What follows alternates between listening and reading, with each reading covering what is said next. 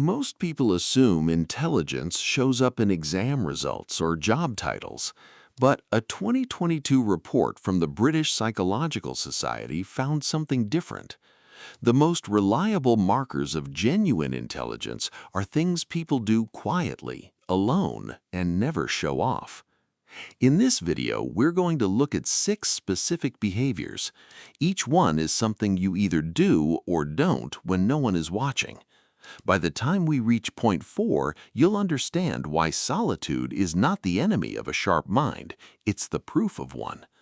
And there's something saved for the end of this video about what these 6 things have in common that most intelligence research quietly avoids. A 2021 study from the University of Edinburgh found that individuals who regularly engage in solitary intellectual activity score significantly higher on measures of fluid intelligence. Fluid intelligence, your ability to think through novel problems, is widely considered the core of cognitive capability. It's worth noting that most conventional intelligence tests don't capture this. They measure what you already know. What we're talking about today is something rarer. Point 1. You reread things voluntarily. Not because you missed something, because you want to go deeper. Psychologists call this elaborative interrogation, the habit of questioning and revisiting material to build stronger mental models. A 2020 paper in Psychological Science found that learners who reread and self-questioned retained 40% more information over time. In practical terms, if a sentence makes you pause and you go back, that's not a deficit. That's your brain doing real work. Think about the last book you genuinely couldn't put down. Did you go back? Most people who are truly engaged do. Point 2. You talk to yourself, internally, in full sentences. Not just scattered thoughts, you narrate, you argue, you sometimes catch yourself having a full debate inside your own head. Professor Charles Fernio at Durham University has spent over 20 years researching inner speech. His research shows that rich, structured inner speech is strongly associated with higher executive function, your ability to plan, regulate emotion, and solve problems. So if your thoughts arrive as full reasoned sentences rather than just feelings or images, that's a sign of a highly active and organized mind. And what's coming in point 3 is directly linked to this. It's where that inner voice becomes genuinely useful. Think about the last time you genuinely changed your mind about something you'd believed for years. Was it in a conversation, or was it alone, reading, thinking? For most people, it's the latter. Point 3. You notice when you don't know something and it bothers you. This is called epistemic curiosity, and it's one of the strongest predictors of intellectual growth.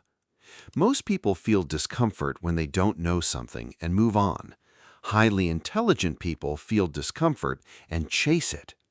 Research from University College London in 2019 found that epistemic curiosity activates the brain's dopamine reward pathway, the same system triggered by food and social approval. In everyday terms, if you've ever gone down a Wikipedia rabbit hole at 11 p.m. because one article led to another, that's not procrastination, that's your brain rewarding itself for learning. If you're still here, here's the part most people miss. Epistemic curiosity only develops properly in solitude. You can't really chase an idea in a crowd. Point 4. You sit with ambiguity without panicking. Psychologists call this tolerance of ambiguity, the ability to hold an unresolved question without immediately forcing a conclusion. Research published in the British Journal of Psychology suggests this trait correlates strongly with both creative thinking and analytical reasoning. In practical terms, when a colleague demands an immediate answer and you instinctively say, "I need to think about that," you're not stalling. You're being cognitively honest. Remember the secondary hook from the beginning? Here it is. Tolerance of ambiguity is the trait that most separates high intelligence from high confidence. Very confident people often give fast answers. Very intelligent people are comfortable admitting they don't have one yet. Interestingly enough, those two things rarely travel together. Point 5. You edit your own thinking, out loud or on paper. Journaling is often sold as self-care, but the research suggests something sharper. A 2018 study from Cambridge found that expressive writing, writing to clarify thought, not process emotion, measurably increases working memory capacity.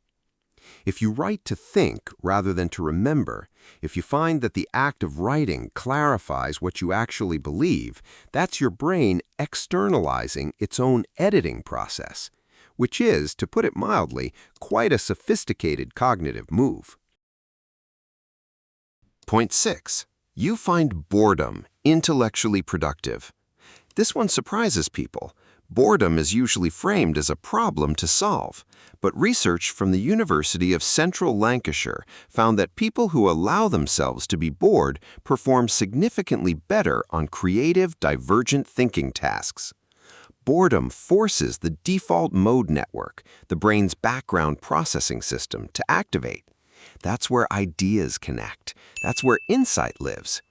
NHS data shows that the average British adult now experiences fewer than 12 minutes of genuine, unstructured mental downtime per day.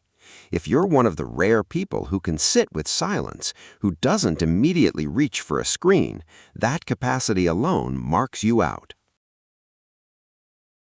At the start, I told you there was something these 6 behaviors share, something intelligence research quietly sidesteps.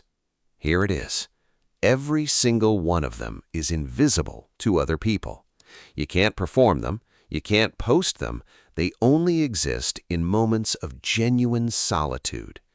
Which means that in a world optimized for visibility, the rarest form of intelligence is the kind that has no audience. The truly sharp minds, they're not performing intelligence, they're too busy practicing it. If this changed how you see intelligence, the next video on why you can't trust yourself anymore, the hidden psychology of self-doubt and how to rebuild it, goes even further, and it's the one most people message me about. Which of these 6 do you recognize most in yourself? Drop the number below.